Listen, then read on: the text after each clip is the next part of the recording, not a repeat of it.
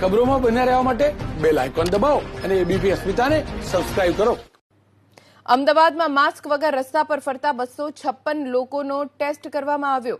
256 લોકો પૈકી કુલ 9 લોકો પોઝિટિવ આવ્યા. તેમાંથી 6 લોકોને હોસ્પિટલમાં દાખલ કરાયા.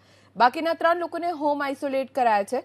નેગેટિવ ટેસ્ટ આવ્યા હોય તે લોકો પાસેથી ₹1000નો દંડ વસૂલવામાં આવ્યો.